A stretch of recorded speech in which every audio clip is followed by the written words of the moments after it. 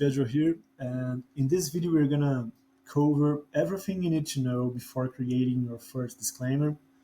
So we're gonna be discussing some disclaimer mechanics and some key points that are very good to know before we take some actions here, okay? Before we take some decisions. So if you already have a few disclaimers inside your account, don't worry, you can always go back and edit and make some changes if needed, okay?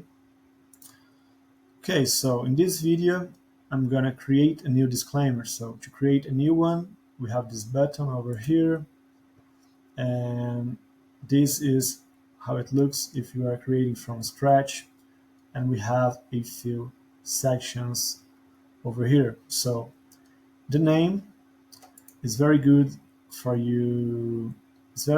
I would suggest that you put a name that further on you will be able to link or recognize that this name is for the website or the websites that you intend to install.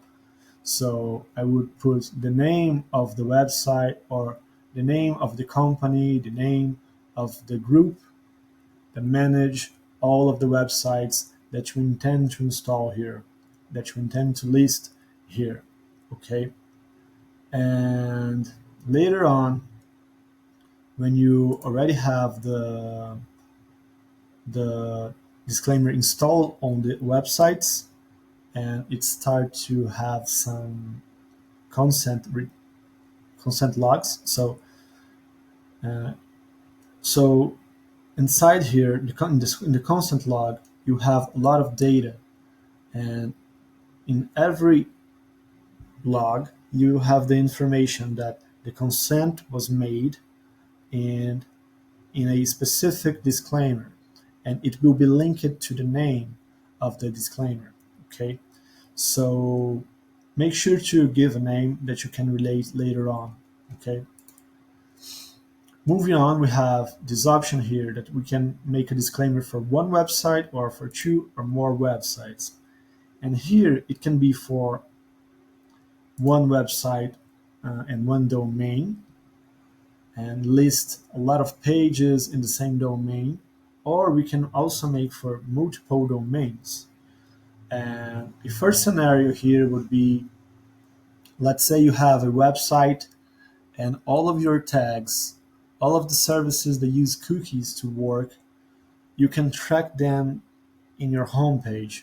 So it would be enough to add your homepage here. Let's say,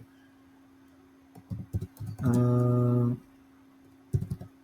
your uh, example website one.com. So let's say this is your first website that you want to install here, that you want to create a disclaimer. And just by putting your homepage, you can track all of the tags that are installed inside your account. That would be very good. So in this scenario, you would only need to list one website. But in some other cases, you might have a video inside your contact page or your company page, and that video might trigger some different cookies. Or you have a form, I don't know, you have something different that triggers a different set of cookies. So you would have to list this other website, this other URL for us, for AdOpt, to be able to scan later on. So it is good for you to anticipate and track with your team, with your colleagues, if you have different URLs, different places within your website that sets different cookies.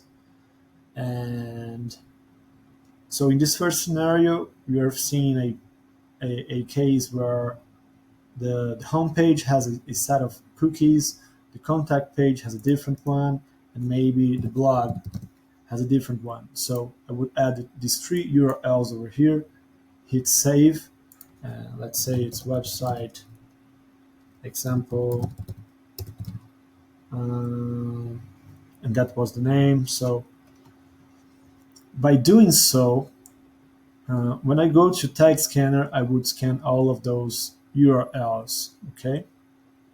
Uh, yeah. So this is and I will have a tag to install in this domain, and it will track, and the cookie banner will track all of the cookies. It will be complete. It will have a broader scan of your website than only listing your homepage. Okay. Another scenario is when you have a company that has multiple domains, different domains, and you want one single disclaimer covering all of these domains. So when doing that, let's say it's a different domain, so it's a second website here, uh, or even a third website as well. And okay, so I want a scenario. I am exemplify a scenario of three different domains, three different websites, and all of these websites will have the same documents, the same cookie policy, privacy policy, terms of use, and the same DSR, data subject request, with the same data protection officer, so the same DPO as well. And so it's the same team, the same documents covering all of these websites, and also one disclaimer, a cross-domain disclaimer working in this example. Okay, so this would be second scenario. And yeah, so the, the most simple one would be to have only your first domain, the home page. The other scenario is listing different pages. Another one would be listing different websites. Okay, and it is only necessary for you to list pages if you have different use of cookies in those pages. Okay, so you can always add or remove URLs here and hit the scan tags there in the tag scanner section to check if you have a different set of cookies, a different set of tags scanned. Okay, so yeah, by doing so, you can use AdOpt as an ally for you to understand, for you to see the different tags that you have inside your website. Okay, so just to sum up, we have these three pillars over here. So a cookie banner will have a cookie banner need to track all of the cookies. Also, a cookie banner will have some documents, uh, so privacy policy, cookie policy, and also a a person that is responsible for receiving the data requests. So if you have, if you want one disclaimer with the same documents, same tags, and same DPO, you can do it by uh, creating one single disclaimer for the websites. Okay. Yeah. So I believe that's it. And I hope that by doing so and by seeing this video, this I could clarify this for you, some of the mechanics of the cookie banner here inside AdOpt. And let me know if you have any questions, if you have a different scenario in mind. Yeah, so I believe that's it. Wish you a good one. See ya.